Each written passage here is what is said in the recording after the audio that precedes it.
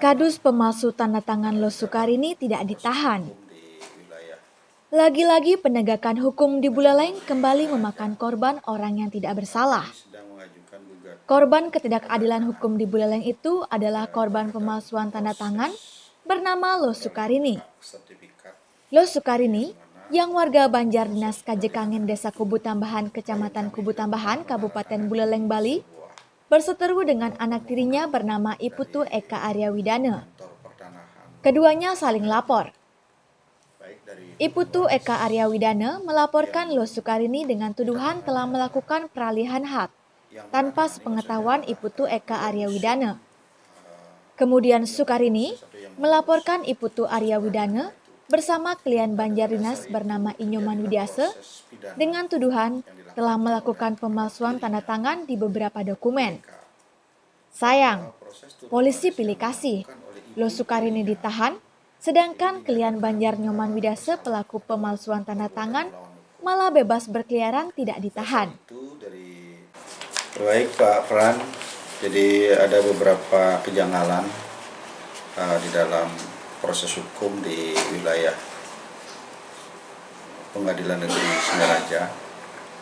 Kami sedang mengajukan gugatan keperdataan terhadap proses peralihan hak sertifikat, yang mana proses peralihan hak itu klien kami tidak pernah menandatangani sebuah permohonan dari kantor pertanahan Singaraja, baik dari turun waris yang ditandatangani adalah yang menandatangani maksudnya adalah klien dusun yang memproses atau yang mengurus proses peralihan hak itu. Nah, dengan dasar itu terjadilah proses pidana yang dilaporkan oleh anak tirinya, Iputu Eka, bahwa proses turun waris yang dilakukan oleh ibu tirinya itu dinyatakan bersalah atau perbuatan melawan hukum. Dasar itu dari kami melihat bahwa dalam keperdataannya sertifikat yang dibuat oleh BPN itu menurut kami adalah cacat administrasi, cacat yuridis. Kenapa? Karena di sana pemohon turun waris dari almarhum suaminya ke ibunya, ke istrinya, itu diproses tidak melalui mekanisme yang sebenarnya. Oleh karena itu kami mengajukanlah gugatan keperdataan terhadap sertifikat yang tidak sesuai dengan sebenarnya permohonannya, karena warkah yang kami lihat saat diminta keterangan di kepolisian itu adalah warkah yang tidak sesuai tanda tangan dari pemohon. Nah, kemudian yang ironisnya, klien kami membuat sebuah KTP, dan ini ada KTP. KTP-nya ini dibuat oleh Pak Kadus, ya. Kemudian Pak Kadusnya itu adalah yang bernama Inyoman Widiase, ya. Ada di wilayah Desa Kubu Tambahan. Beliau membuatkan masyarakatnya itu KTP tanpa menghadirkan pemohon ke catatan sipil. Nah, kemudian di catatan sipil kita cek, Ibu Sukarini ini tidak pernah melakukan permohonan KTP, tapi muncul KTP atas nama Ibu Sukarini. Di dalam KTP ini kita lihat tidak sesuai, ya, tidak bersesuaian tanda tangan yang sebenarnya atau aslinya. Kita lihat tanda tangan. Yang kedua, ada pemalsuan silsilah. Ini pun dipalsukan, pembuatan silsilah ini oleh Pak Kadus. Tanda tangan juga dipalsu, ya. Kemudian KK beda. Tanda tangan di KK, ya. Tanda tangan di KK dengan tanda tangan di sila bisa kita lihat adalah sangat beda. Juga termasuk di KTP. Nah, hal ini kami sudah melaporkan ke Polres Buleleng adanya pemalsuan tanda tangan yang dilakukan oleh Inyoman Widiase, sedang dalam proses di unit 2. Oleh karena itu, prosesnya akan terus berjalan. Kenapa? Kami ingin cari kebenaran, dan kemudian setelah si Nyoman Widias itu mengetahui dirinya dilaporkan, dia membuat surat pernyataan pencabutan semua yang dia buat.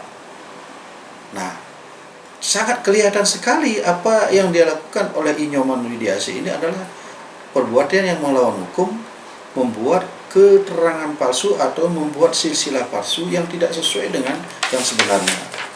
Akan tetapi, proses ini kami sudah juga melakukan gugatan keperdataan di Pengadilan Negeri Singaraja. Namun, proses laporan yang disampaikan atau yang dilaporkan Ibu Sukarini ini selaku pelapornya adalah Iputu Eka, itu juga berproses. Jadi dua kasus ini berproses perdata dan pidana. Sangat-sangat kami sesalkan kenapa dalam proses keperdataan ini sedang berjalan juga kasus pidana juga dapat dijalankan. Nah, kami akan menempuh upaya hukum untuk melakukan penangguhan penahanan terhadap pidananya agar proses perkara keperdataan ini berjalan dulu sehingga memiliki kekuatan hukum yang tetap. Jadi itu. Nah, oleh karena itu kami berharap sekali melalui media ini agar proses hukum di negeri ini betul-betul transparan dan baik. Tidak ada muatan-muatan yang lain atau tidak ada hal-hal yang tidak kita inginkan, sehingga proses hukum nantinya klien kami Ibu Sukarini ini mendapat keadilan di mata hukum. Itu yang terpenting. Arti Ibu Sukarini sekarang ditahan oleh kepolisian. Ibu Sukarini kalau di kepolisian beliaunya diberikan penangguhan penahanan. Kemudian di kejaksaan kami mencoba untuk melakukan penangguhan penahanan, namun karena sesuatu dan lain hal pertimbangan dari kejaksaan karena ada pergantian pimpinan sehingga permohonan penangguhan kami ditunda. Kemudian segera dalam minggu itu sudah dilimpahkan ke pengadilan dan hari ini sudah mendapat jadwal persidangan kepidananya sebagai terdakwa adalah tanggal 6 Agustus 2024 ini. Terkait dengan gugatan perdatanya? Nah, terhadap gugatan perdata ini sedang berproses. Jadi gugatan perdata sudah melalui tahapan mediasi sudah, kemudian persiapan tahapan berikutnya ada sidang penetapan jadwal. Nah, kami berharap dalam persidangan itu nanti kami akan mengajukan upaya hukum, yaitu mengajukan permohonan penangguhan agar klien kami bisa diberikan kesempatan atau diberikan hak untuk menghadiri persidangan di keperdataan. Selain laporan pidana, Lo Sukarini melalui kuasa hukumnya dari kantor pengacara BNS Law Office Budi Hartawan juga menggugat secara perdata klien Banjardinas Nyoman Widiase sebagai tergugat, Iputu Eka Aryawidana sebagai tergugat 1, dan kantor BPN Kabupaten Buleleng sebagai tergugat 2.